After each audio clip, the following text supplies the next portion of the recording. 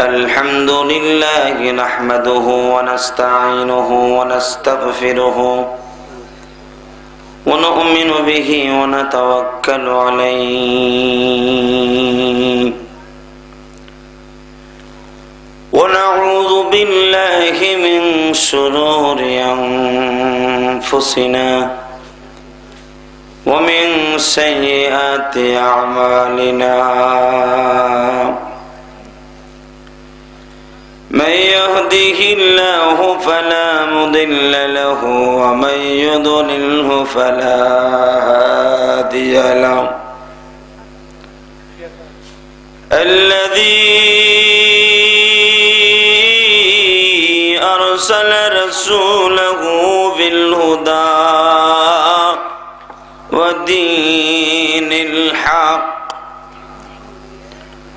ودين الحق ليظهره على الدين كله وكفى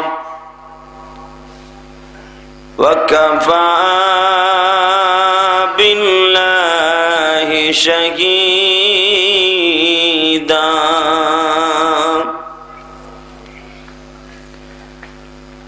أما بعد فقد قال الله تبارك وتعالى فأعوذ بالله من الشيطان الرجيم بسم الله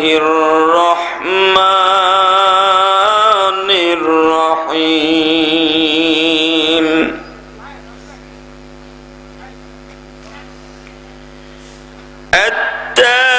التائبون العابدون الحامدون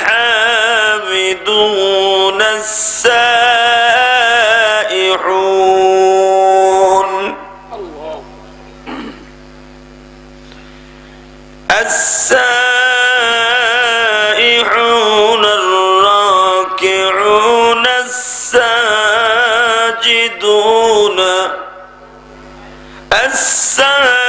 الساجدون الآمرون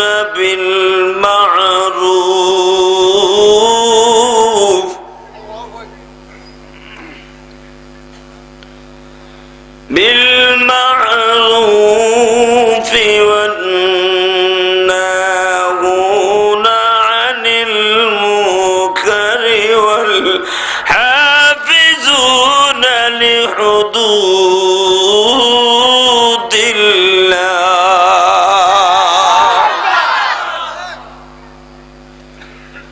وبشر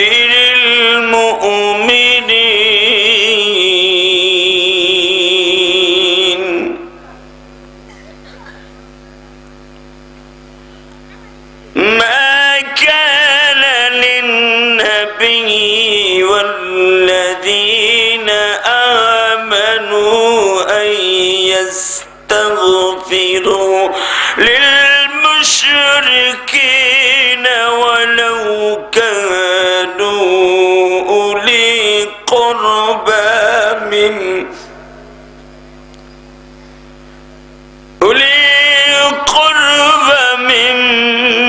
بعد ما تبين لهم أنهم أصحاب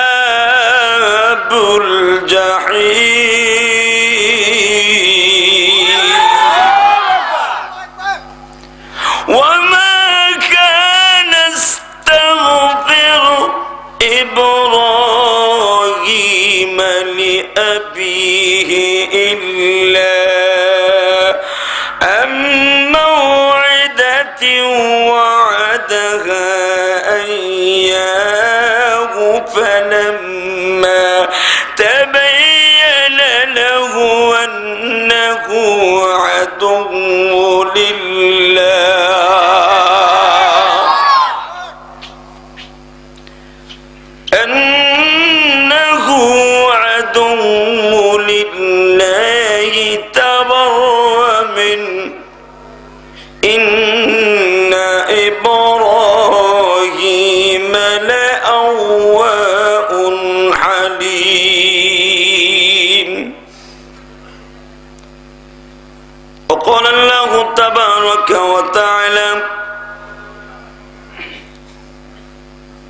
إن عدة الشهور عند الله 12 شهرا في كتاب الله يوم خلق السماوات والأرض منها 4 حرم ذلك الدين القيم فلا تظلموا فيهن أنفسكم وقاتلوا المشركين كافة وقاتلوا المشركين كافة كما يقاتلونكم كافة الله أكبر وأعلموا أن الله مع المتقين.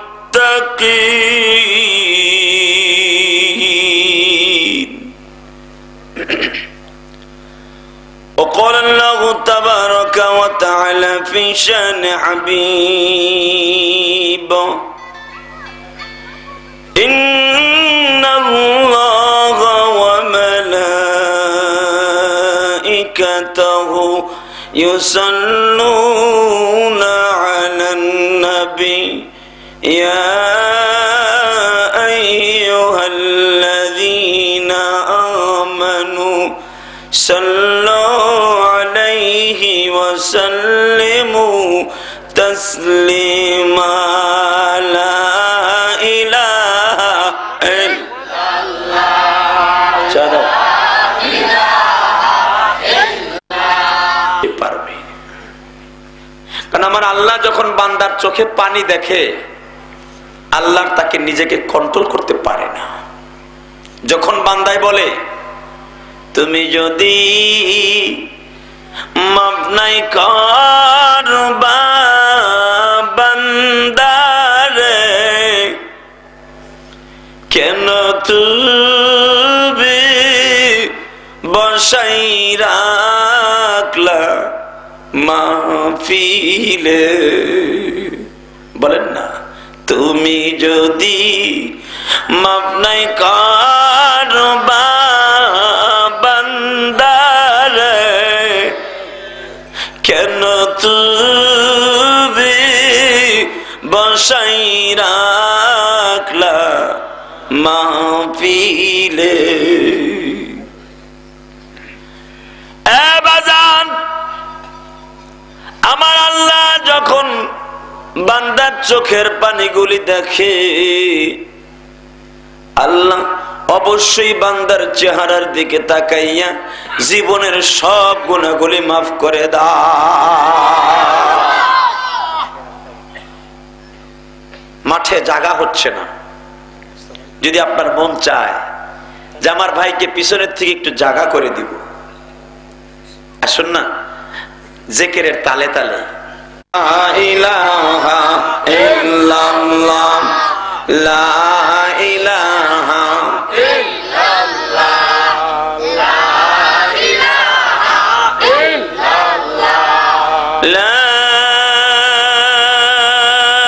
ইলাহা ইল্লাল্লাহ মুহাম্মাদুর রাসূলুল্লাহ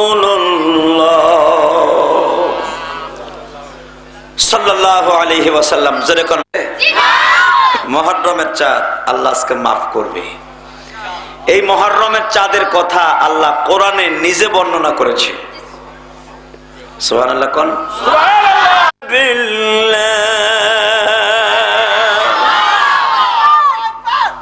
কোরআন শরীফ। আমি আল্লাহ দুনিয়া বানাইছি 6 দিনে, কিন্তু মাসকে বছর নির্ধারণ করেছি 12 মাসে। ইতনা আশারা শাহরান।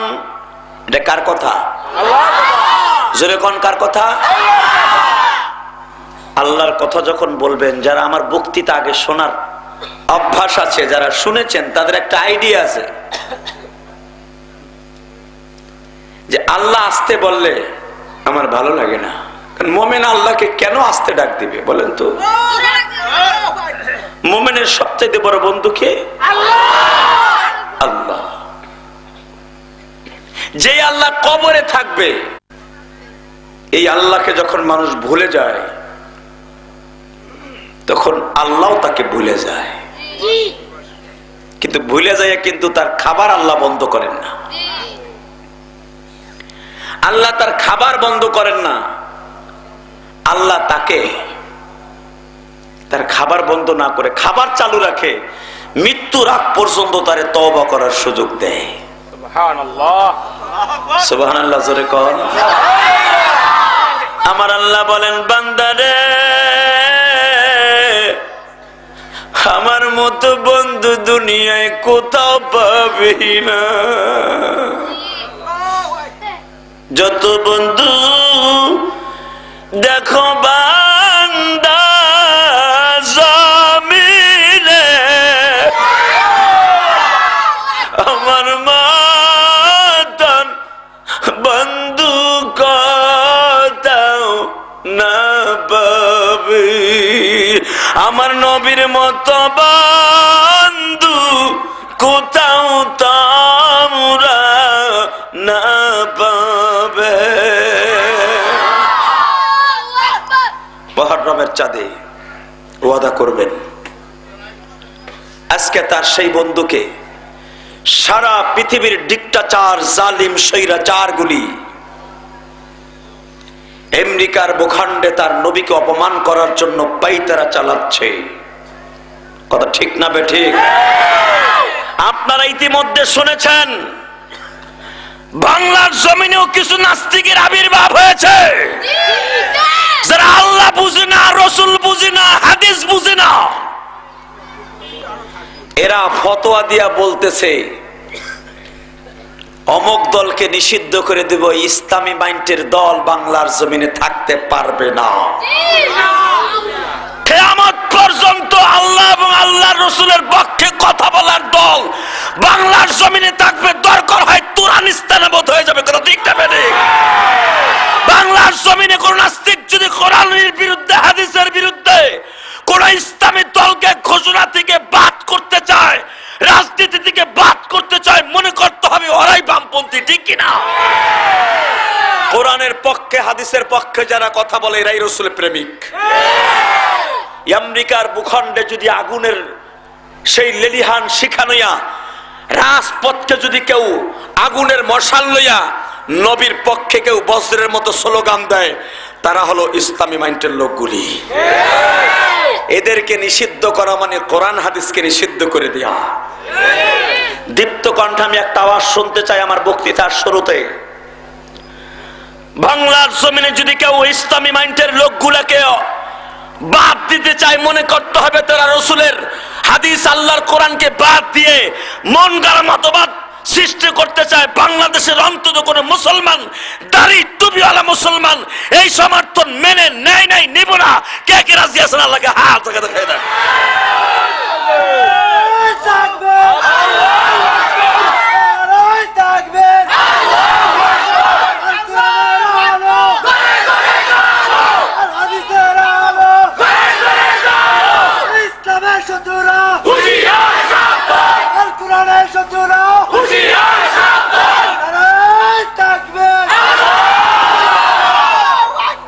খুশি না বেজার? আজকে মুহররমের চাঁদ, রক্ত ঝরানো চাঁদ। বাজান রে, যেই হুসাইনের শরীরে এমন কোন জায়গা ছিল না যেখানে আমার রসুলের স্পর্শ লাগে নাই। যেই হুসাইনকে পিঠে নিয়ে আমার রসুল ঘোড়া সাজতেন,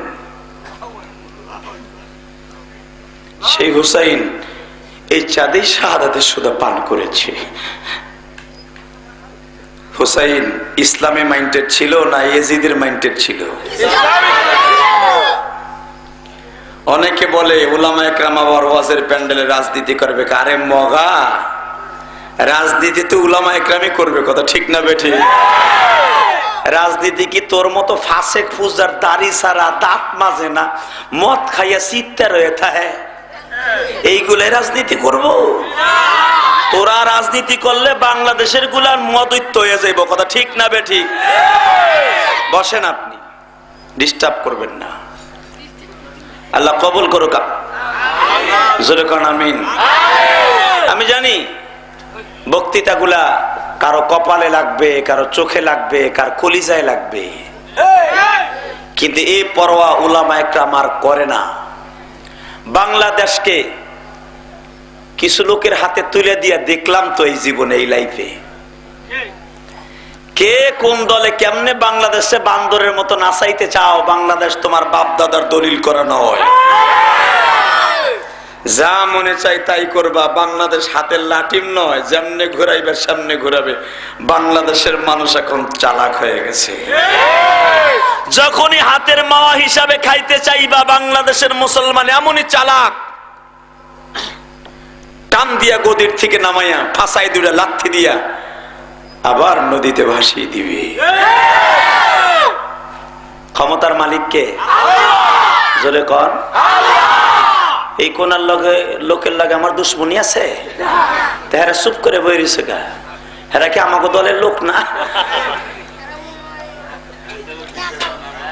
আল্লাহ কবুল করো, আমিন বলেন। সুস্থ আছেন তো? সবাই অসুস্থ? পিছন আল্লাহ দেখে আমরা অসুস্থ। হ্যাঁ বাজান, আজকে যেই তাফসীর আপনাদের সামনে তুলে ধরবো, কোরআন শরীফ থেকে এই সূরাটা পুরাই রাজনীতি, পরনীতি। কোরআন শরীফ এমন একটা জিনিস যেটার মধ্যে আমার আল্লাহ পৃথিবীর সব এলেমগুলো রেখে দিয়েছে। যারা বুঝে না এরা বলে কোরআন শরীফকে একটা রাজনীতি বলে, কোরআনে নাই। হারে সোর, কোরআন শরীফের মধ্যে নামাজের কথা আছে 82 জায়গায়, রাজনীতির কথা আছে শত শত জায়গায়। আলহামদুলিল্লাহ বলেন। وقالت اليهود عزير ابن الله وقالت النصارى مسيح ابن الله। ইহুদির বাচ্চারা দুইজন নবীরে আল্লাহর বেটা কইতো। কয়জন নবী? আমার কথা বুঝেন? একজনকে বলতো উযায়রুল্লাহ, উযায়র হলো আল্লাহর বেটা, ইবনুল্লাহ, উযায়র হলো আল্লাহর বেটা। আর একজন বলতো ওয়াকালাতিন নাসারা, খ্রিস্টানের বাচ্চারা বলতো মাসিহ ইবনুল্লাহ, ঈসা হলো আল্লাহর বেটা। নাউযুবিল্লাহ। আমার নবীর কাছে যখন এই কোরআন নাযিল হলো, যালিকা কওলুহুম বিআফওয়াহিহিম ইউদাইগুনা কওলাল্লাযীনা কাফারু মিন ক্বাবল। ও বাংলাদেশের পচা রাজনীতিবিদরা, যখন রাসূল মুহাম্মদ দুনিয়ায় আসলো, মক্কা মদিনার মধ্যে ইহুদিরা উযায়রকে বলতো খোদার বেটা, মদিনার মধ্যে নাসারারা বলতো ঈসা আল্লাহর বেটা। আমার নবী যখন ক্ষমতায় বসতেন বলে দিলেন, পৃথিবীর মানুষটা কোন কওমের মানুষ, কোন গোত্রের মানুষ আল্লাহর বেটা হয় না, সবাই হলো আমার আল্লাহর বান্দা। তখন মদিনা মক্কা কি পচা রাজনীতি ছিল কি ছিল না তাই বলেন? রাসূল আয়েশা তাদের কোরআন দিয়া সঠিক রাজনীতি শিখাই দিলেন। কথা মেনে নিবেন, সোজা জান্নাতে ঘুমায় থাকবেন। সুবহানাল্লাহ। জান্নাতে যাওয়ার জন্য কয়টা দফা মেনে নিতে হবে? জোরে কোন? আরো জোরে। এই 7 দফার মধ্যে যদি আপনার জিন্দেগি থাকে, কোরআন হাতে নিয়ে বলছি আপনি জান্নাতি। সুবহানাল্লাহ। আর যদি 7 দফার মধ্যে একটাও আপনার মধ্যে না থাকে, আপনি জাহান্নামী। আপনি যত বড় প্রেসিডেন্ট হন, যত বড় প্রধানমন্ত্রী হন, 7টা দফার মধ্যে আপনার থাকতেই হবে। কয়টা? যারা দাঁড়িয়ে আছেন বসে পড়ুন। 1 নাম্বার দফা, 1 নাম্বার মেনে নিতে হবে। 1 নাম্বার শর্ত আল্লাহর মেনে নিতে হবে। এই দফা যার মধ্যে আছে সে 1 নাম্বার মুমিন। কোরআন শরীফ আসেন, তাফসীর শুরু করা যাক। আমার সঙ্গে যদি পারেন তেলাওয়াত করুন। বিসমিল্লাহির রহমানির রহিম।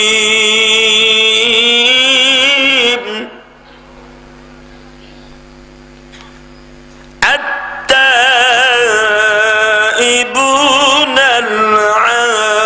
আবিদুনাল হামিদুনাস সাইহুনার রাকিউন। দুনিয়ার মন্ত্রীরা রে, আমার মাবুদ তার কোরআনের মধ্যে বলতেছে, তোমরা যদি কোন জিনিসের সমর্থন করো, কোন জিনিস যদি আদায় করতে চাও সরকারের কাছ থেকে, 1 দফা 2 দফা 10 দফা 20 দফা 40 দফা 7 দফা 3 দফা তোমরা শর্ত লাগাও। আমি আল্লাহ আমার জান্নাতে যাওয়ার জন্য 7টা দফা লাগাইলাম। আমি প্রেসিডেন্ট বললাম 7টা দফা যদি তোমরা মাইনা নিতে পারো,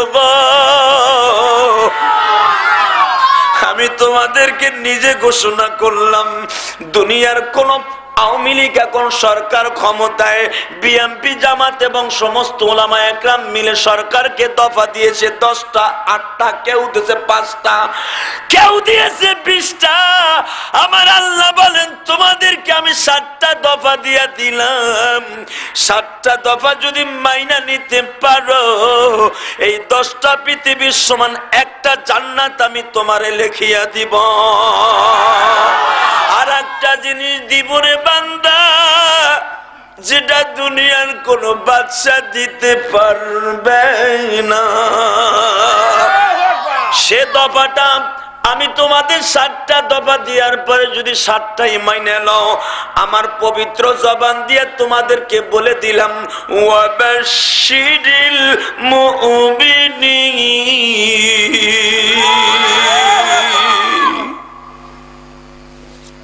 7টা দফা মেনে নিতে রাজি আছেন? সবাই মানবেন? না মাইনে উপায় আছে? হাসিনারে দফা দিছেন, হয়তো সে না মানলে তার কিছু করতে পারবে না। 5 বছর ক্ষমতায় থাকবে যদি আল্লাহ রাখে।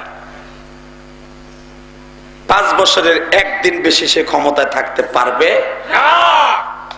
যদি থাকে। কেবল পুলিশ পিটানো শুরু হয়েছে। পুলিশ এখন কয় চাউলের দরকার নাই, কুত্তা ঠেহাও। কারণ এইগুলারে মাঝে মাঝে মারার দরকার আছে। কথা ঠিক না? ভয় পান, ডরান। ও আর ডরানো লাগবো না। 7 দফা যারা মেনে নিবেন, পৃথিবীর সব সরকার ব্যান, আমার আল্লাহ সরকার আপনার পক্ষে। আল্লাহ যদি কারো পক্ষে থাকে তার কোনো টেনশন আছে? তার কোনো ভয় আছে? আল্লাহ কি বলেন শুনেন, বান্দারে আমি তোরে বলে দিলাম, ওয়াখরুনা মারজুনা আমরুল্লাহ। আমার সিদ্ধান্ত, আমার সবকিছু যদি মাইনা নেস, আমার হুকুম মাইনা নেস, আমি তোর সাথে আছি। এ কথা কে বলেছে? শোনেন, আল্লাহর প্রেমিক গুলা পৃথিবীর কাউরে ভয় পায় না। এ কথা সবাই মানেন? আমি মাঝে মাঝে বলতাম, মনে করে দেখেন, আজ থেকে অনেক বছর আগে আপনাদের এই গাজীপুরে বসছিলাম কিশোরী তার মাঠে। আল্লাহর প্রেমিক যারা, এরা দুনিয়ার কাউরে ভয় পায় না। যার জ্বলন্ত প্রমাণ আমি সম্রাট আকবরের জামানায় আপনাদের একটা ঘটনা শুনাইছিলাম। আজকে শোনাই দেব, পুরান কথা রিফাইন করে দেই যাতে মনে থাকে। আর বর্তমানে ইমানের তাকওয়াত নিয়ে মাঠে নামার দরকার আছে।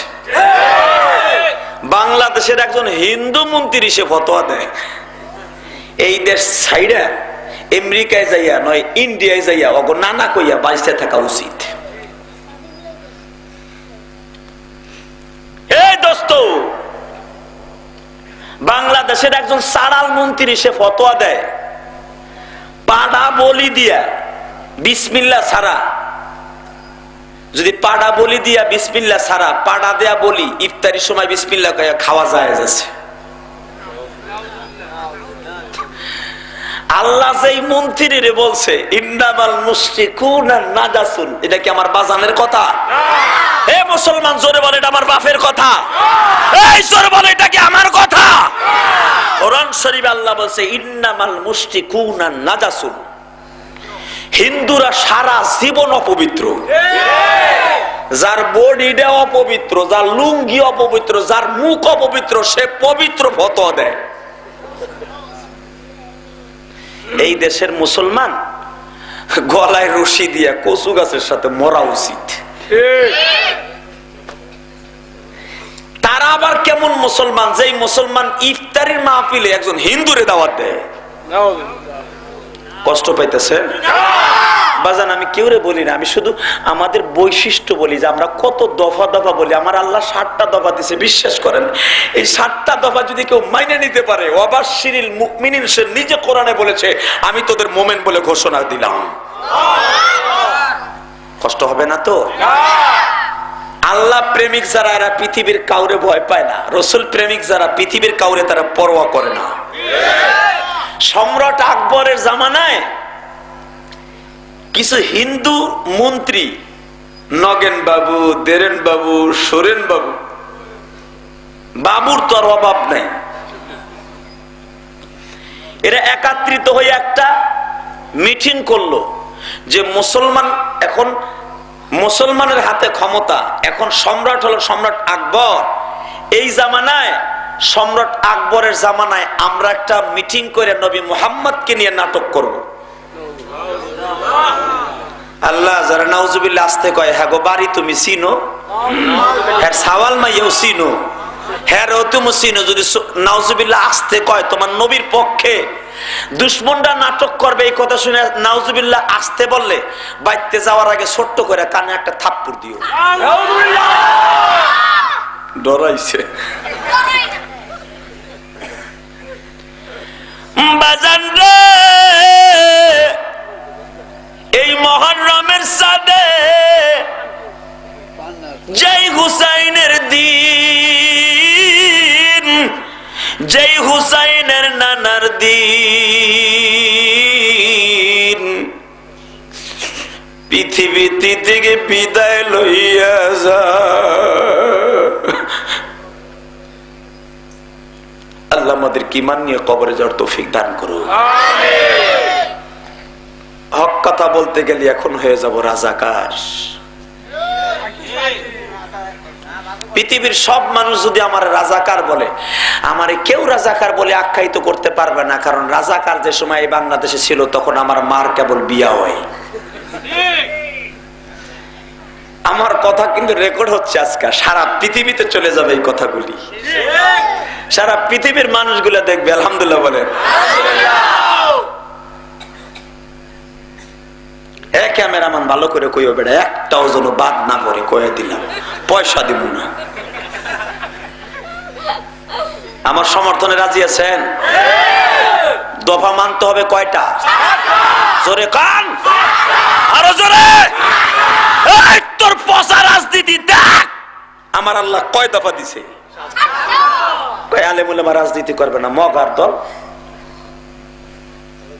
আমরা দফা দিতে পারি, আমার আল্লাহ দফা দিতে পারে না? স্পষ্ট কোরআন শরীফ। যদি মিথ্যা কথা বলি জিহ্বা কেটে দিবে। 7 দফা মেনে নিলে ওয়াবাশশিরিল মুমিনিন, সে অবশ্যই আমার কাছে আমার মনোনীত মোমেন, আমি তারে আমার জিম্মায় জান্নাতে পৌঁছায় দিব। কিন্তু মোমেন যারা পৃথিবীর কোন মানুষকে তারা ভয় করবে না, কথা ঠিক না বেঠিক? কোরআন শরীফ ইন্নামাল মুমিনুনাল্লাযীনা ইযা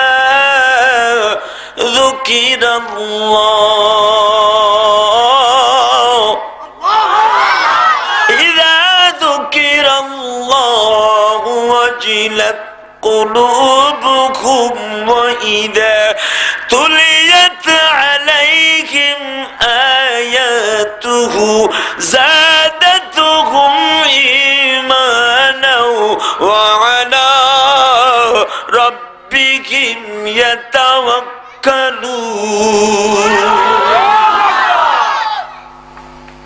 মোমেন কার আল্লাহ কোরআনে নিজেই বলছে, আমি আল্লাহর ছাড়া পৃথিবীর আর কাউরে তারা ভয় করবে না।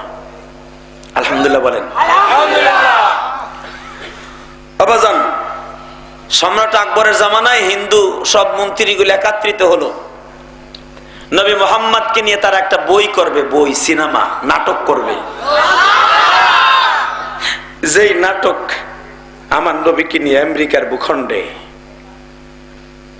যুবক ভাই, হয়তো আমি একদিন কবরে চলে যাব, তুমিও চলে যাবা, ওই দাড়ি বাঁকা বাজান, হয়তো দাড়িতে কেউ মেহেন্দি লাগাইয়া লাল করে এখানে বসছেন আমার নবীর সুন্নাত হিসাবে। আমার অনেক যুবক ভাই এখানে আছে, কালো দাড়িগুলা একটা দাড়িও পাকে নাই। তোমাদের মতো আমার রসুলের কিছু প্রেমিক পাগল ছিল, সাহাবী। যখনই তাদের সম্মুখে বলা হতো আমার রসুলের কোনো বদনাম, সমস্ত শোক থেকে এক জায়গায় করে বলতেন, এই নাস্তিকের বাচ্চারা, আমার রসুলকে যদি একটা কাটা দিয়া ফুটা করস নাই করবি, মুখ দিয়াও বলস, তোর মুখটাকে থোতলা বানায় ফেলাবো। আপনারা জানেন খুবাইব রাদিয়াল্লাহু তাআলা আনহুকে শুলিতে চড়াইছে, শুলিতে, শুলি চড় বুঝেন তো? শুলি এমন একটা সিস্টেম ছিল তদানীন্তন কালে, বিশাল মোটা একটা রড, এরকম খাম্বার মতো একটা রড, তার মাথা এতই সুচালু ছিল, ধারালো ছিল, চিকন ছিল, শাবলের মতো। যখনই তাকে রশিতে বেঁধে, যখন তার মলদার দেওয়া অর্থাৎ পায়খানার এই জায়গাটা দিয়া ওই লোহাটাকে ফিট করে রাখতো।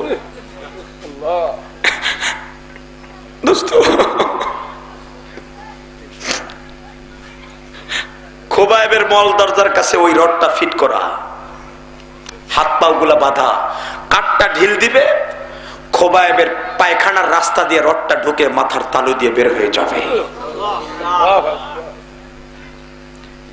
রশি বাঁধা। মাত্র শুলিতে চড়াবার 10 মিনিট আগে খুবাইবকে বলা হলো, ও খুবাইব, তোমার পায়খানার রাস্তার কাছে রড, আবার তীর ধনুক নিয়ে আমার সেনাপতিরা রেডি, তোমার শরীরটাকে ধান চালা চালুনের মতো, চালুন বোঝেন তো কি বলে আপনাদের দেশে? চালুন, চালুনি, এই চালনির মতো তীর আর বল্লম দিয়ে তোমার সমস্ত শরীরের চামড়াটার গোশতটা আলাদা করে ফেলবে। এরপরে তোমাকে পায়খানার রাস্তা দিয়ে রডটা ঢুকাইয়া শহীদ করা হবে। এখনো সময় আছে, তুমি বলো তোমার পরিবর্তে মুহাম্মদকে এই জায়গায় শুলিতে চড়ানো হচ্ছে, খালি মুখ দিয়ে এই কথাটা বলবা, তোমার মাফ করে দিব। বাজান আমার দিকে তাকান, তারা ছিল ইমানদার, তারা ছিল ইমানদার, ভয় করি না বুলেট বোমা, তারা ইমানদার। ইমানের মাঠে যাজন পাশ করিবে ভাই, জান্নাতেতে যাইবার জন্য কোনো টেনশন নাই। ইমানের মাঠে যদি পরীক্ষা আসে, দিতে রাজি আছেন? সবাই রাজি আছেন?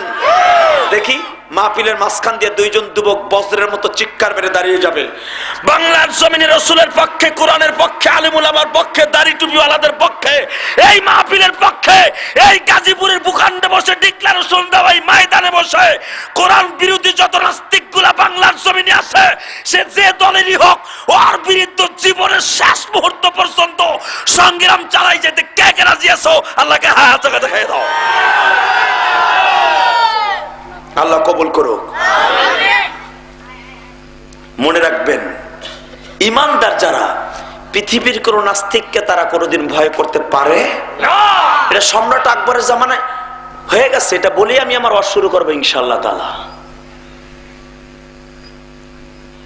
এই 7 দফা একটা রসুল প্রেমিক মেনে নিয়েছিল, এই জন্য তাকে অবাশিরুল মুমিন বলে ডাক দিয়েছিলেন। যখন রসুলের এই সাহাবী খবায়েবকে শহীদ করবে 10 মিনিট আগে বলল, হে খবায়েব, বলো তোমার পরিবর্তে মুহাম্মদকে শুলিতে চড়ানো হয়েছে। খবায়েব চোখটা বন্ধ করে বলে, মাবুদ রে, তুমি কি আমাকে একটু কথা বলার শক্তি বাড়ায় দিবা না?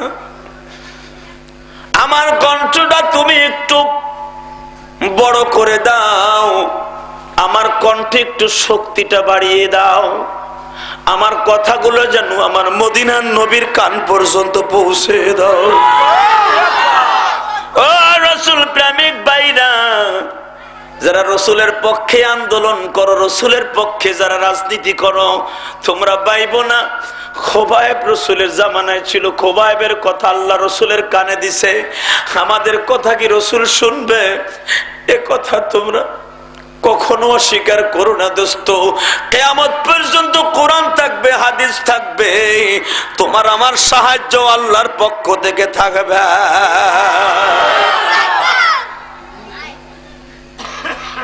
খোবায়েব ইন দি মিন টাইমে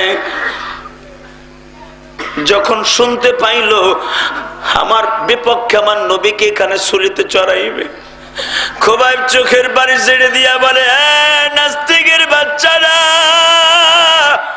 আমার হাত পাওটা একটু ছেড়ে দাও, আমি আমার জবানটা কি বলি। তারপরে আমি বললাম, আমার রসুলকে আমার পরিবর্তে শুলেতে চড়ানো তো দূরের কথা, আমার জায়গায় আমার নবীকে যদি এই মুহূর্তে কেউ বলা হয় নবী মুহাম্মাদের গায়ে একটা কাটা ফুটছে অথবা একটা সুইজের আঘাত লাগছে, আমি খোবায়েব আমার জীবনের বিনিময়ে আমার নবীর ওই কাটাটা আমার দাঁত দিয়ে টাইনা বাইর করে ফেলবো। এরা ছিল ইমানদার, কথা ঠিক না? শোনেন, ঠিক সম্রাট আকবরের জামানায় যখন হিন্দু মন্ত্রীরা বলল মুহাম্মদকে নিয়ে একটা সিনেমা করব, বই করব, সম্রাট আকবর ছিল একটু হিন্দু ঘেঁষা, ক্ষমতায় থাকার জন্য সে হিন্দুদেরকে প্রাধান্য দিত। আপনি আশ্চর্য হয়ে যাবেন, আপনি আশ্চর্য হয়ে যাবেন, এই সরকারের আমলে হিন্দুরে যাবে তার প্রতিমারে লইয়া রাস্তার অলিতে গলিতে যেভাবে ঢোল ডক্কর গান বাদ্য পিটাইয়া ঢাকা শহরে বুড়িগঙ্গার পারে আমি থাকি, তো রাত্রে মাহফিল করে যখন যাই, সেই রাত 12টা 1টা 2টার সময় সারা রাত অলিতে গলিতে গান বাদ্য ডেক সেট বাজাইয়া রিক্সা ভ্যানের উপরে ট্রাকের উপরে উঠাইয়া তাকে খোদারে লইয়া অলিতে গলিতে ঘুরে ফজরের সময় তারা ওই প্রতিমারে ডুবায়। আমার জিন্দিগিতে দেখি নাই এইরকম কোন হিন্দুরা সুযোগ পাইয়া অন্য মুসলমানের ঘুম নষ্ট কইরা আর এমন ডেক সেট বাজায় রে বাবা, ঘরের মধ্যে থাকা মুশকিল। জানো ক্ষমতাটাই তাগো হাতে চলে গেছে, তাগো সরকার ক্ষমতায়, এমন লাগে। বাজান বিশ্বাস করেন, আমার জীবনে আমি দেখি নাই, তাই বললাম আল্লাহ আমাদের নসিব কবে ভালো করবে জানি না। তো তখন তো সম্রাট আকবরের জামানা, ইন দি মিন টাইমে দেখা যাইতেছে সম্রাট আকবর বলতেছে যে তোমরা নবী মুহাম্মদকে নিয়ে নাটক করবা, যদিও আমি প্রেসিডেন্ট তোমাদের পক্ষে কথা বলি, কিন্তু আমি তো মুসলমান, নাটক যখন করবা বেশ ভালো কথা, বেশি বাড়াবাড়ি করো না। নাউজুবিল্লাহ, নাটক করার পারমিশন দিয়ে দিল। এমন একটা মানুষের পক্ষে বিপক্ষে নাটক করার অনুমতি দিল যার চেহারার দিকে 24 ঘন্টা তাকিয়ে থাকতো আমার আল্লাহ। কথা ঠিক না বেঠিক? ইন দি মিন টাইমে সম্রাট আকবরের অনুমতি পেয়ে মন্ত্রীরা বাস নাটক করবে প্রিপারেশন নিয়ে নিছে। প্রিপারেশন নেওয়ার সময় যখন সম্রাট আকবরের একটা দেহরক্ষী ছিল, নাম ছিল তার মোল্লা দুপিয়াজু। আলহামদুলিল্লাহ, মোল্লা দুপিয়াজু একজন আলেম মানুষ, যদিও সরকারের বন্ধু, সে দেহরক্ষী সরকারের। পাশে বসে ডিক্লারেশন দিল, সম্রাট, এই সম্রাট আকবর, তুমি এমন একটা লোকের বিরুদ্ধে নাটক করার অনুমতি দিলা যে লোকটা সারা পৃথিবীর বাদশা, যেই লোকটা সম্পর্কে আমার আল্লাহ নিজে বলেছেন ওয়ামা আরসালনাকা ইল্লা রাহমাতাল লিল আলামিন।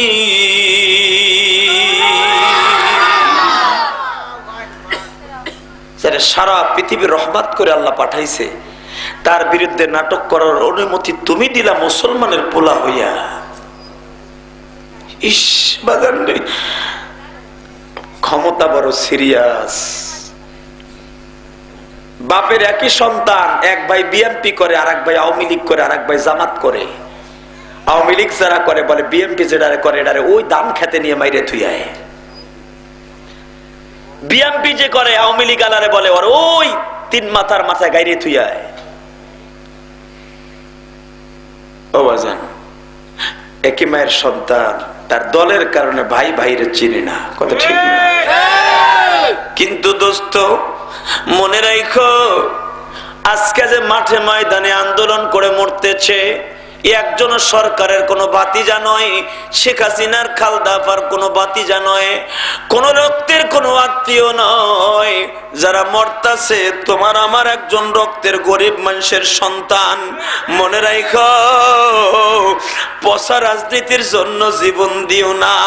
জীবন যদি দিতে হয় রে, আল্লাহর 7টা দফা মাইনা লইয়া মোমেন হইয়া তারপরে কবরে যাইও।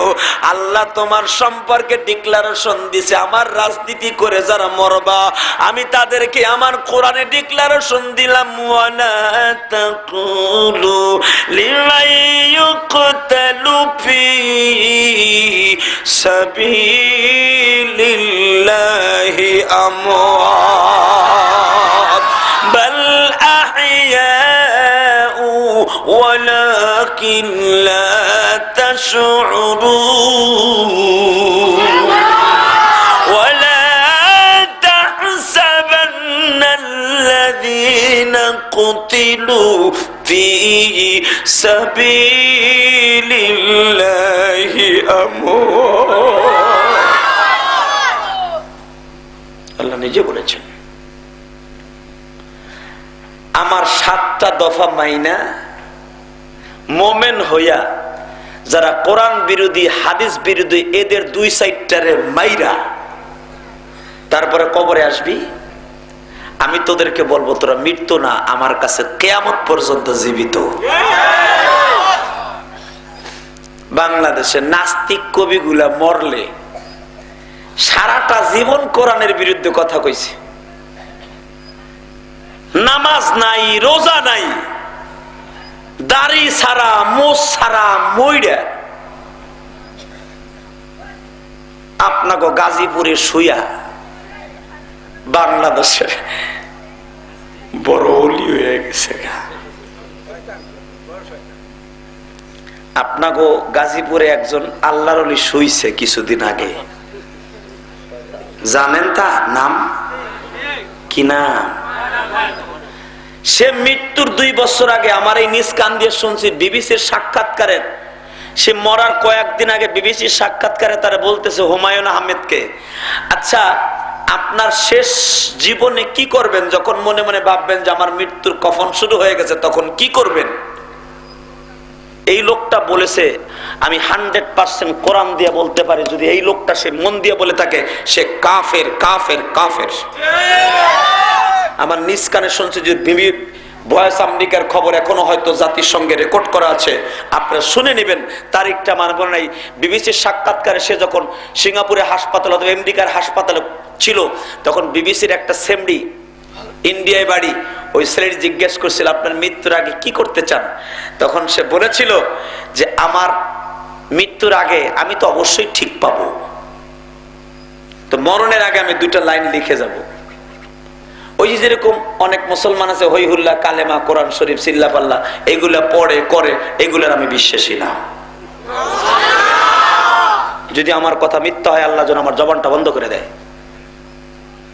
আমার নিজ কানে শুনছে বিবিসির খবর, তখন সে হাসপাতালে ছিল ক্যান্সারের। আপনারা বলেন, সে যদি বলে হই হুল্লা আল্লাহ বিল্লাহ করে, এগুলো আমি করব না, মরার আগে আমি 2টা লাইন লিখে থুয়ে যাব। লেখলি না? লেখলি না? তুই লেখলি না? তবে যদি এই কথা বলতি, জীবনবার যত বই লেখছি,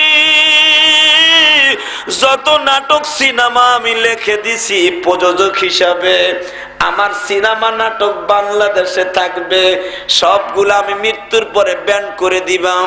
আমি মৃত্যুর আগে যদি জানতে পারি আজরাইল আমার সামনে আসবে, আমি তখন আল্লাহর কাছে চাই আল্লাহ যেন আমার গুনাহ মাফ করে দিয়া তার কোরআনের পক্ষে হাদিসের পক্ষে 2টা লাইন লিখিয়ে তুইয়ে যাব, আর বলবো আল্লাহ তুমি মাফ করো বানি। বলেন না, আল্লাহ তুমি মাফ করো বানি। এই কথাটা যদি ভয়েস আমেরিকার কাছে রেকর্ড করে রাইখা যাইতা, হুমায়ুন আহমদ তোমার নামটা কত সুন্দর, আমার নবীর সাথে নাম রাখা, নবীর নামের সাথে নাম রাখা, জানি না আল্লাহ তোমার কি করবে। তবে মনে রাখো, যত বড় জাতীয় কবি আমরা হইক না কেন দোস্ত, ঈমান ছাড়া কবরে গেলে সাইরানার কোন মূল্য আল্লাহর কাছে না। কথা ঠিক না বে ঠিক? দুনিয়ার মানুষ তোমার জাতীয় সম্মাননা দিতে পারে, জাতীয় পুরস্কার কবি হিসাবে দিতে পারে, যদি 7টা দফার মধ্যে না পারো, প্রথম নাম্বার দফা শুনেন, আত-তাইবুনাল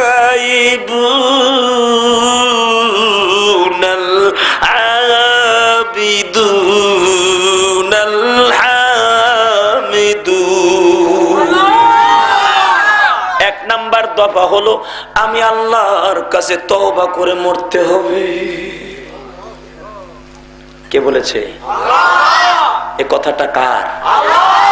যত বড়ই গণসম্বর্ধনা তোমাকে জানাক, যদি 7 দফার একটা দফা তোমার মধ্যে না থাকে, তুমি ইমানদার নয়।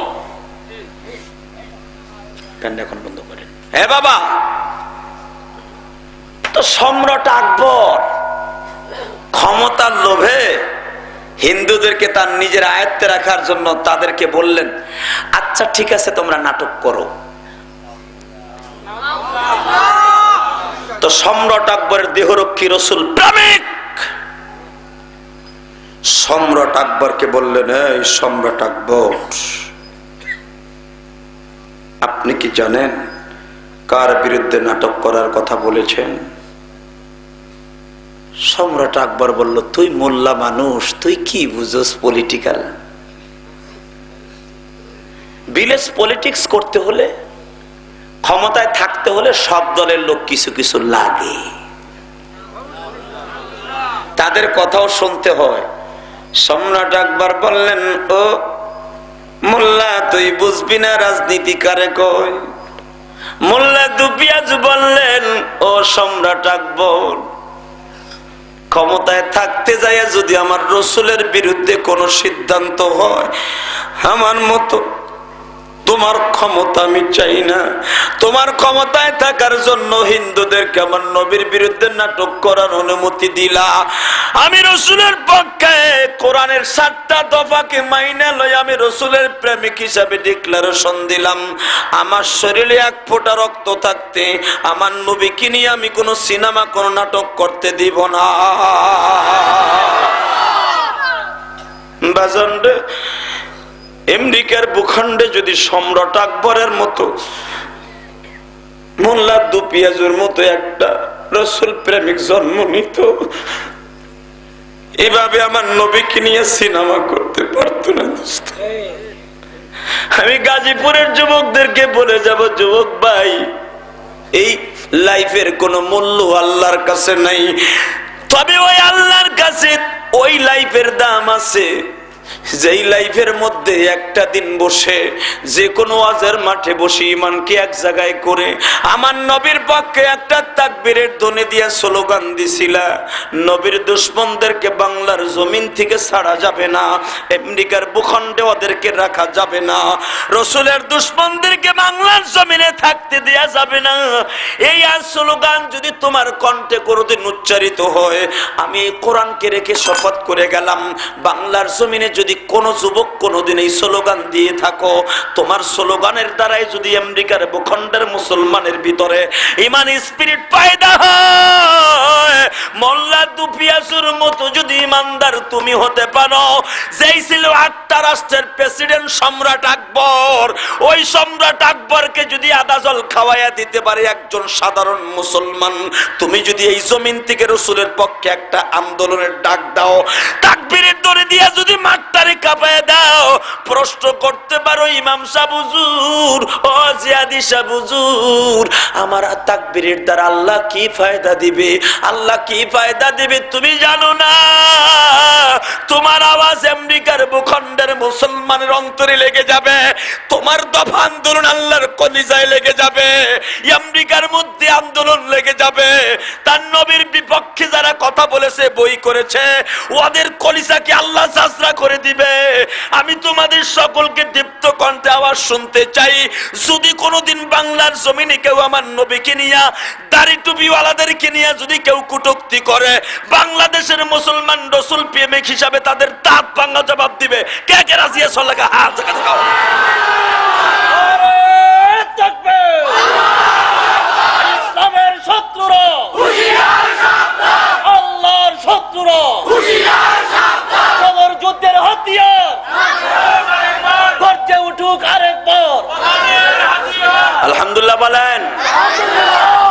ঈমান কি দুর্বল হয়ে গেছে?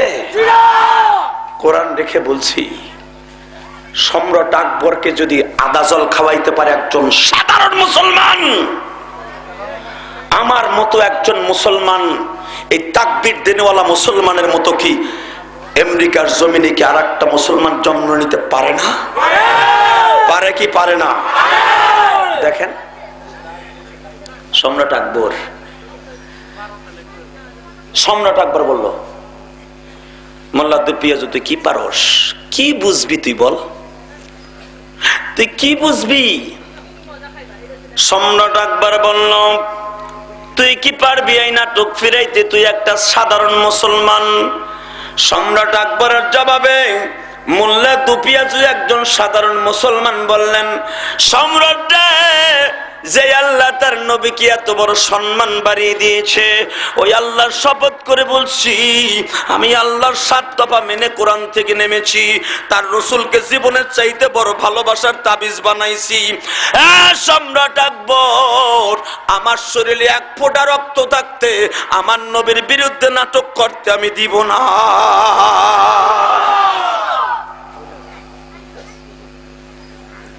সম্রাট আকবর বলে, ঠিক আছে তুই পারলে ফিরা। বাজান রে, ইন দি মিন টাইমে দেখা যায় সম্রাট আকবর মন্ত্রীদেরকে বলতেছে, আপনারা নাটক করতে চান, কিন্তু দেখা যাইতেছে আমার একজন দেহরক্ষী মোল্লা দুপিয়াজু সে বলছে নাটক করতে দিবে না, আপনাকে পারবেন তার ওভারটেক করে নাটক করতে। হিন্দু ওই মুশরিক গুলা বলতেছে, যে মুশরিক সম্পর্কে আমার আল্লাহ কোরআনে আজকে বলতেছে, ওয়াকাতিলুল মুশরিকিনা কাফা, নাস্তিক গুলারে কোপায়া মারবা, এটাই যথেষ্ট। আলহামদুলিল্লাহ কোন এটা কার কথা? কাফা মানে যথেষ্ট। যারা কোরআনের বিরুদ্ধে কথা বলবে, সে মুসলমানের পোলা হোক আর হিন্দুর পোলা হোক, ওরই কুমাবি। কষ্ট হইতেছে হোক গা, সামনে আর কত আনতে কমু, যখনই সামনের কথা কমু পিছনের গুলো হাঁটা দিব, ওই ধ্যান এতিমের মতো খাড়া রয়েছে, যদি কই বইতে বইব না, এ বইবা নি বইবা জায়গা করে দিমু, মসজিদে জায়গা আছে ঢুকে পড়। আল্লাহ মন্ত্রীরা বলছে নবী মোহাম্মদ কিনে নাটক করবে, আমি ওয়াদা করলাম আমার নবী কিনে নাটক করতে দিব না। কাটটা হবে রসুল প্রেমিকেরটাই বাস্তব হবে, কি বলেন? বাস সম্রাট আকবর চিন্তা করলো কি করা যায়, মোল্লা দুপিয়ে যদি এইভাবে সেইতে গেছে গা, ও যদি একটা অঘটন ঘটায় দেয় তাহলে আমার হিন্দুরাই বলবে কিও বস আপনার সাথে থাইয়া আপনার বেতন খাইয়া আপনার চাকুরি করিয়া সেই আপনার বিরুদ্ধে কথা কয়, আমরা এই দেশে থেকে লাভ কি? সম্রাট আকবর হিন্দুদের সাথে একটা পরামর্শ করলো, এদিকে আসেন কি আসলে এখন কি করা যায় বললেন তো। সম্রাট আকবর আমি এত বড় বাদশাহ, আমার দেহরক্ষী যদি বলে নাটক করতে দিবে না, চ্যালেঞ্জ করেছে সে, এখন কি করা যায়? হিন্দু মন্ত্রীরা গায়ের জোরে বলতেছে, আর এই মোল্লা ফোল্লার কোন বেইল আছে? দেন না বাংলাদেশে 2-3 বছর আগে কইছিল ইসলামী দলগুলোর নিষিদ্ধ ঘোষণা করা হবে, কিছু কিছু নাস্তিকরা বলছিল, কথা ঠিক না বেঠিক? আরে যারা কও তারা কি ভাবো যে তোমারটা যে নিষিদ্ধ হবে না, তুমি এটা কেমনে বুঝলা? কারণ ইসলামী দল নিষিদ্ধ করা মানে কি, আমার রসুলের ক্ষমতা ছিল ইসলামের পক্ষে, কথা ঠিক না বেঠিক? এটাকে নিষেধ করলে তো রসুলের ইসলামী বন্ধ হয়ে যাবে। তবে ইসলামের নামে যারা ভণ্ডামি করে, বোমাবাজি করে, এইগুলা নাস্তিক, ঠিক কিনা? এইগুলা নয়। কোরআনকে যারা নাম ভাঙাইয়া কোরআনের দল নিজেরা দাবি করে বোমা মাইরা মুসলমানদেরকে শেষ করে, এরা কোনোদিন ইসলামী দল নয়। এই বাংলা ভাই ইংরেজি ভাই এরা কোনোদিন মাদ্রাসায় পড়ে নাই, কথা ঠিক কিনা? এই বাংলা ভাই ইংরেজি ভাই যদি বোমা মারে মেয়া, ওই থেকে ইসলামী দল হইব নাকি? কষ্ট হইতেছে হোক গা। বাজানরা সম্রাট আকবর বলল, কেমনে তোমরা মোল্লার বিপক্ষে চ্যালেঞ্জ করে তোমরা নাটক করবা, আমিও দেখতে চাই। নগেন বাবু, ধীরেন বাবু, শৈলেন বাবু, নাম কি? কুত্তায় অভিশাপ করে না, নাম শুনলে নগেন বাবু। হ্যাঁ দোস্ত, মোল্লা দুপিয়া জুড়ে ডাক দিছে রসুল প্রেমিক, খোবায়েবের মতো রসুল প্রেমিক। ও বুড়া বাজান, তোমার পক্ষে আমি আজকে ওয়াজ করতেছি। মোল্লা দুপিয়াজুর বয়স কিন্তু তখন 40 থেকে 48 বছর। দাড়িগুলা তখন কিছু কিছু পেকে ছিল, খোবাবের মতো, খোবায়েবের মতো, ওমর ইবনুল খাত্তাবের মতো ইমানগুলাকে এক জায়গায় করে বলছিল, জীবন দিব ঈমান দিব না, বল জীবন দিব ঈমান দিব না। সম্রাট আকবর, যার সামনে কথা বলার মতো কোনো মানুষ ছিল না তখন, এত বড় তেজস্ব বাদশা ছিল সে, এক রসুল প্রেমিক, অবাশশিরিল মুমিনিন, একজন মোমেন, 7 দফা মাইনা নিয়া মোমেন। আমি শুরুতেই বলছিলাম মোমেন কোনোদিন পৃথিবীর কাউরে ভয় পায় না। আপনারা ভয় পান? ভয় পান? এটা টেস্ট করমু, রাজি আছেন? রেডি? গলা পরিষ্কার করে, পিছনালারা করে নাই। রেডি? ভয় পান? জোরে নারায়ে তাকবীর, আল কোরআনের আলো, হয় না? হয় না? আরো জোরে বলতে হবে, আল কোরআনের আলো, আল কোরআনের আলো, সংসদে জলম, তোমার নেতা আমার নেতা বিশ্বনবী মুস্তাফা, দুনিয়ার মুসলিম, দুনিয়ার মুসলিম। আলহামদুলিল্লাহ কোন এই স্লোগান দিয়ে মাঠে নামলে দেখবেন যত কোরআন বিরোধী হাদিস বিরোধী আছে এইগুলা মাইর খাইয়া এমনি বাসায় পলাইবো, কথা ঠিক না বেঠিক?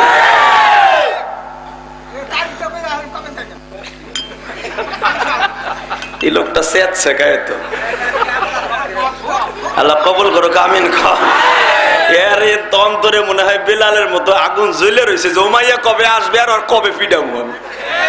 বাজান বিশ্বাস করেন, বেলাল রে তো মাইয়া মারছিল, মনে আছে না? আপনারা জানেন এত মোটা মোটা কয়লা,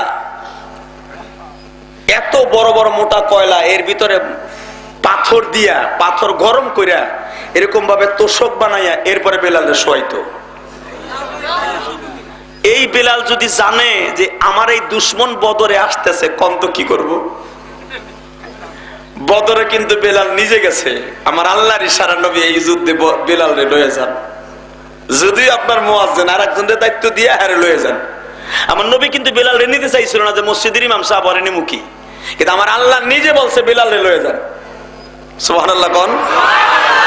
বেলাল যখন মাঠে গেছে, আমার নবীর জিগায়, হুজুর আমারে তো আপনি দিয়েছেন সামানা পাহারা দিতে, আমার একটা অনুমতি দেন। কি? আমি কিন্তু মাঝে মাঝে সামানা থুইয়া পালান দিব। আমার নবী কয়, কই যাবি পালাইয়া? যাবি কে দেশে? তোকে দেশ তো কাছেই। বেলাল বলে, হুজুর আমি সামানা থুইয়া পালাইয়া যাবো না, আমি শুনছি যে আমার কোমরের হাড্ডিটা পর্যন্ত আগুন দিয়া জ্বালাইয়া একবারে কয়লা বানাই দিছে।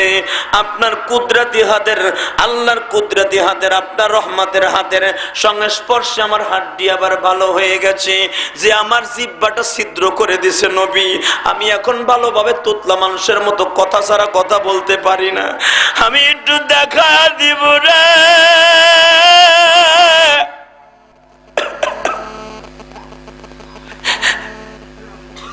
মানুষকে মানুষ হইয়া কেমনে মারলে তার কত কষ্ট হয়। হুজুর এই জন্য আমি একটু পালান দিব, কারণ আমি শুনছি আমার মুনিব উমাইয়া ইবনে খালফ এই যুদ্ধে আসছে, আমি ওরে নিজ হাতে মারবো। আমি আজকে সারা রাত তাহাজ্জুদের মধ্যে এই দোয়াই করছি। আমার নবী বলে, সাদাকতা ইয়া বিলাল, আমি তোর এই যুদ্ধে আনতে চাই নাই রে বেলাল। আমারে জিব্রাইল নিজে বলছে, নবীজি বিলালের বহুদিন আগের একটা মনের আশা, বেলালে যখন পিটাইতো গো, বেলালকে যখন দেশ ছাড়া করতে চাইতো, বেলাল সেদিন থেকে নিয়ত করছিল উমাইয়ার আমি নিজ হাতে মারবো। ও নবী, এখন বেলালের হাতে ক্ষমতা। এই আল্লাহু আকবার বলেন। তোমরা যারা লগি বইটা দিয়া মুসলমানদের পিড়াইয়া রাস্তার উপরে কি লুপাইরি করে মারতে পারো, হাতে তোমাদের ক্ষমতায় আছে বিদায় মনে রাখো বেলালের মতো ক্ষমতা কিন্তু একজন সাধারণ মুসলমানের হাতেও আসতে পারে। বেলাল মাত্র একজন সাধারণ গোলাম। বদরের মাঠে যখন আমার নবী বেলালকে অনুমতি দিলেন, বেলাল রে, উমাইয়া ছিল মক্কার সবচাইতে বড় হিটলার, সবচাইতে বড় সম্ভ্রান্ত পরিবারের ছেলে। উমাইয়ার মতো এত বড় ধনী এই কুরাইশদের শয়তানদের মধ্যে একজনও নাই। ওই বাড়ির গোলাম তুই ছিলি, আজকে প্রমাণ করে দিবি। আজকে তোর হাতে ক্ষমতা দিছে, তোরে যেইভাবে মারছে রে বেলাল, তুই ওইভাবে ওদের মাইরা প্রতিশোধ নিবি। আপনাদের জানা আছে দোস্ত, বিলালের হাতে কোনো তরবারি ছিল না, বিলালের কোনো তরবারি ছিল না। কষ্ট হয়? এই যুবক রেডি হও। বিলালের হাতে কোনো তরবারি ছিল না। বিলাল যুদ্ধ শুরু করার আগে আমার নবীর কাছে বললেন, হুজুর আপনি আমার একটা কিছু দেন, আমি যেটা দিয়ে মারমু। নবী আমার কয়, বেলাল এই যুদ্ধের তরবারি মাত্র 6 খান। কয় খান? ঘোড়া হলো 2টা, পোশাক হলো 2টা। মেন সাহাবীদের মাঝে তরবারি বন্টন হয়ে গেছে, তোরে কইতে দিব। ঠিক আছে রে বেলাল, যেই চলা দিয়া তুই রুটি বানাইতি, এই সলাটা তোর কাছে দিয়ে গেলাম রে বেলাল। বাবাজান বুখারীর হাদিস আমি বানাই বলি না, বেলাল ওই সলাটারে বাজান কাটিয়া কাটিয়া তরবারির মতো বানাইছে। তরবারির মতো বানায় আর কয়, এ কাজটা লোহার খনিও আমার আল্লাহ বানাইছে, কাঠ গাছটাও আল্লাহ বানাইছে, তুই কি পারস না লোহার ছুরির মতো তরবারির মতো আমার এই কাঠটা দাঁড় হইয়া যাইতে? কিন্তু তখন তো আর কাঠে কথা শুনবে না, কথা শুনবে যখন উমাইয়ারে মারবে। আল্লাহু আকবার বলেন। আপনাকে মন খারাপ আমি বুঝছি, কথা কর না যে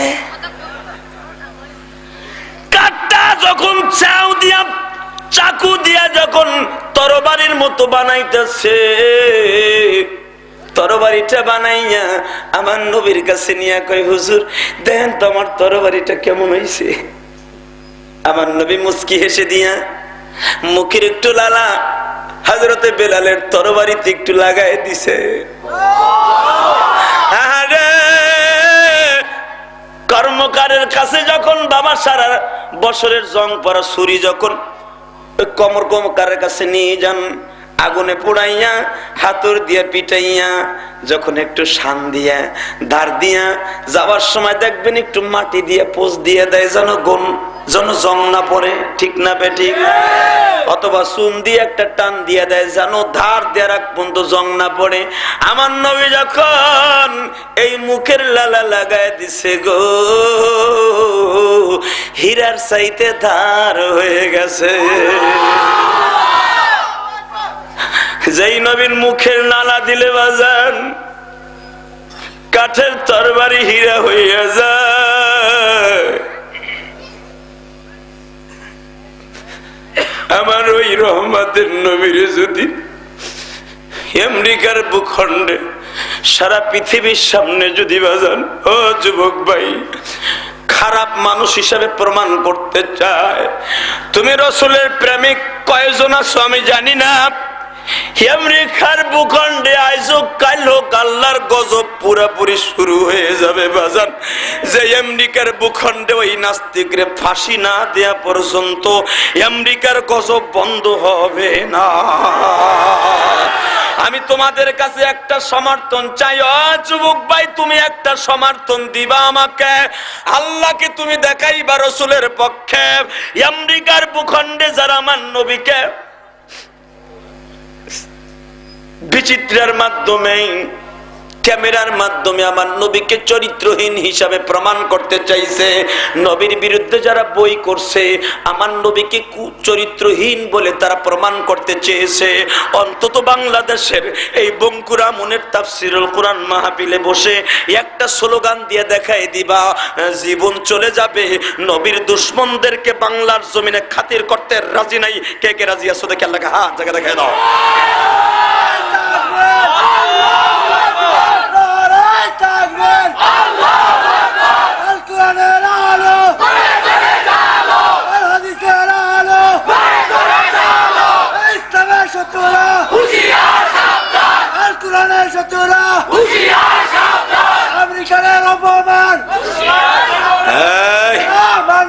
আলহামদুলিল্লাহ বলেন।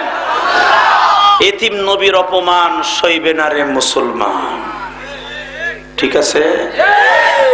আল্লাহ কবুল করু। এটাই হবে কবরের স্লোগান। কষ্ট হবে না তো? ওয়াজ কিন্তু শুরু করি নেই তো। আমার ভাইরা পিছনে দাঁড়িয়েছে, আমার বাবার সমতুল্য, এই যে আমার পাশে বসে আছে আজিমউদ্দিন কলেজের ভাইস চ্যান্সেলর, বেলালের হাতে কাঠের তরবারি দিয়ে দিলেন। বেলাল আর কোন টার্গেট না, খালি হ্যারি মারবে, আর কোন দলের দিকে আর খেয়াল নাই, খালি উমাইয়ারে মারবে।